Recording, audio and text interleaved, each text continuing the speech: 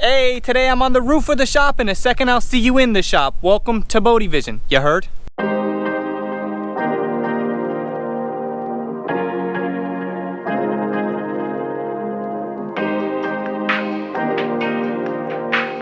Hey, so what is up you guys? So this video is going to be a little all over the place in the sense that some of the clips are a little bit older. You may have seen the Mustang since it's been wet sanded, but I first start off by wet sanding the Mustang. That's just some time-lapse stuff. Then I get into some mechanical stuff working on the carburetor, and then I move from the carburetor to electrical work. So without further ado, let's get right into the video.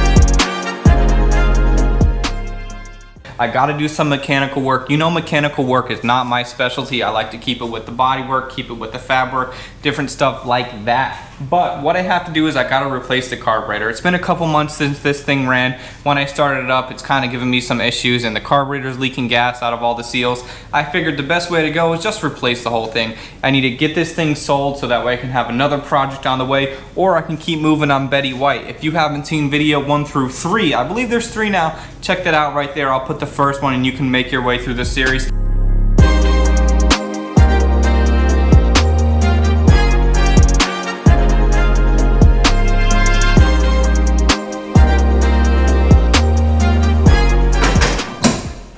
Now, a little trick that I have found always really helps me out is putting the hardware back on where it came from. For example, this carburetor is held on by 2 nuts over 2 studs. I rethreaded the nuts on the studs. That way when it comes time for me to install the new carburetor, I'll know exactly where the parts are and it'll make the process that much easier.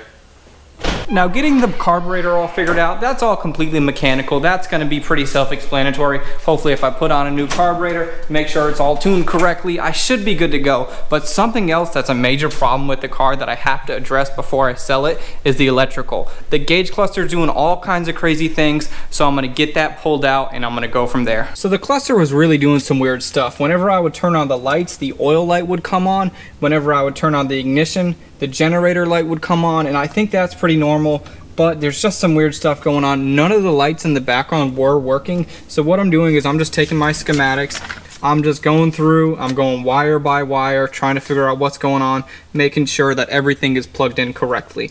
Now, looking at the back of the gauge cluster, there's 4 different indicator lights. These are the lights that come on when you pull your lights out 1 click. This is so that way your gauge clusters can be illuminated at night. I believe one of these lights was plugged into the oil socket, because whenever I would turn on my lights, my oil light would come on. So the first thing that I'm going to do is try to make sure all of these are there, make sure all of them are working. I didn't even bother to see what was plugged in where. I just unplugged everything and then I'll plug them back in their corresponding places. So the way that I can check for these indicator lights is I just find one of my single bulbs. This is in the bunch that's going to be on the actual driver's side.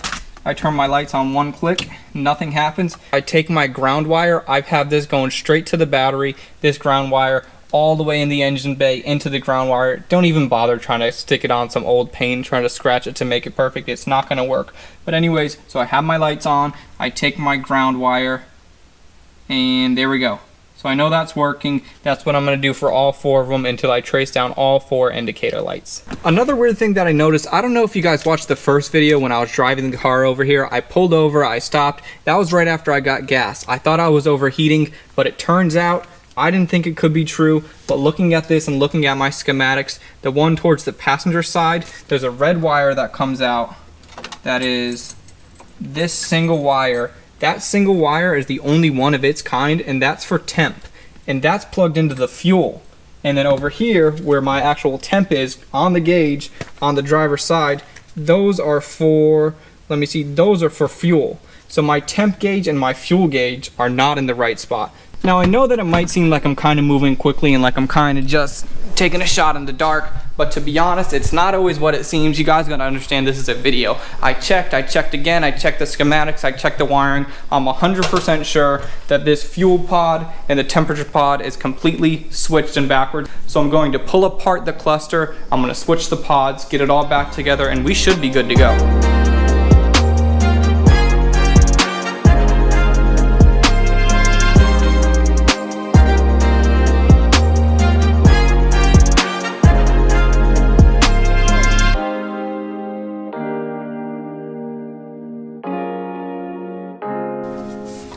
So as you can see, we got temp, we got fuel. They're now in the right spot. They're corresponding with all the wiring. They're corresponding with the schematics. If it was just the schematics, I might be a little iffy because you never know with schematics. You don't know who's making them. You don't know where they came from. But the schematics match the car, the wiring, the coloring. Every single thing adds up besides where the gauges were. So that's going to be fixed. And that makes sense that when I got gas, that my temp went way up because the temperature was plugged in where the gas is supposed to be from. You know what I'm saying. Now that we're coming to the end of the electrical, the only thing left that I have to do is I gotta make a trip to the auto parts store. Hopefully it's just one trip, but you know it usually ends up being a couple. What I gotta get is a couple different bulbs because some of the bulbs were popped, as I would expect, as you would probably expect.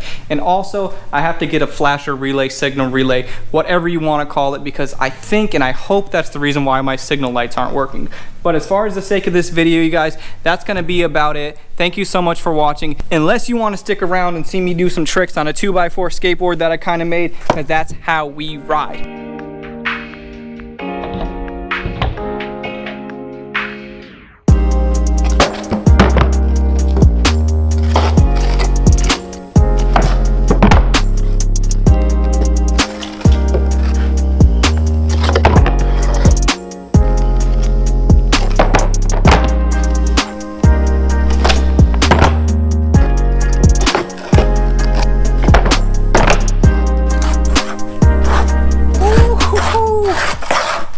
Like this video, comment, subscribe, do all this stuff. You know what it is, YouTube. I'm out.